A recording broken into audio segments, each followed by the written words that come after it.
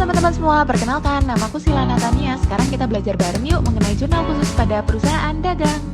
Sebelumnya, apa sih itu jurnal? Jurnal merupakan pencatatan tentang pendapatan dan pengkreditan dari transaksi keuangan secara kronologis yang bersumber dari bukti transaksi. Perbedaannya dengan jurnal umum apa? Kalau jurnal umum merupakan formulir khusus yang dipakai untuk mencatat setiap bukti pencatatan. Nah, apabila jurnal khusus yaitu jurnal yang dibuat untuk mencatat transaksi sejenis yang terjadi secara rutin.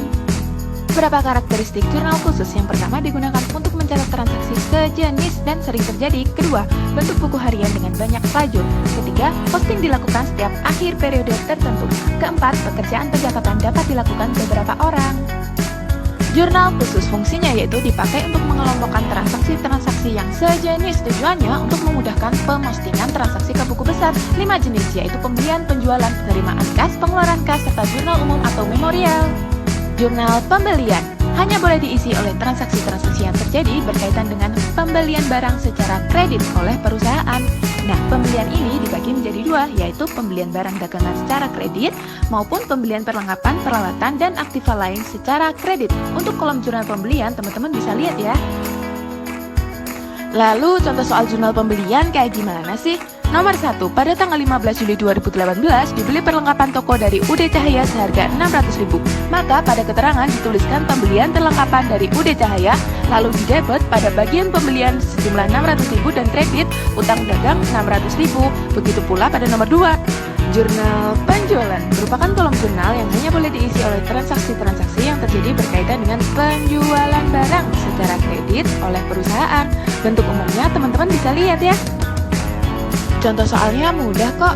Nomor 1, pada tanggal 5 Mei 2018 dijual 50 unit pupuk NPK kepada Gemilang Jaya sebesar 100.000. Lalu di keterangan ditulis penjualan ke Gemilang Jaya. Debitnya piutang dagang 5 juta, lalu kredit pada penjualan 5 juta. Penerimaan kas diisi oleh transaksi-transaksi yang terjadi berkaitan dengan penerimaan atau adanya pemasukan kas ke dalam perusahaan. Pengeluaran kas diisi oleh transaksi-transaksi yang terjadi berkaitan dengan pengeluaran atau adanya pembayaran kas kepada pihak tertentu. Untuk bentuk umum, teman-teman bisa lihat ya. Sesuai contoh soal, maka penerimaan kas di jurnal berikut keterangan penjualan tunai NPK debitnya kas sebesar 3 juta dan kredit pada penjualan 3 juta. Begitu juga dengan pengeluaran kas.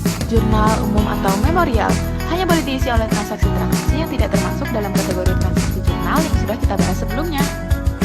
Gimana ya contoh soalnya? Ini dia, toko mengalami pencurian dan kehilangan uang kas sebesar 2 juta. Sedih. Ini dia jurnal umumnya, kerugian pencurian pada kas sebesar 2 juta.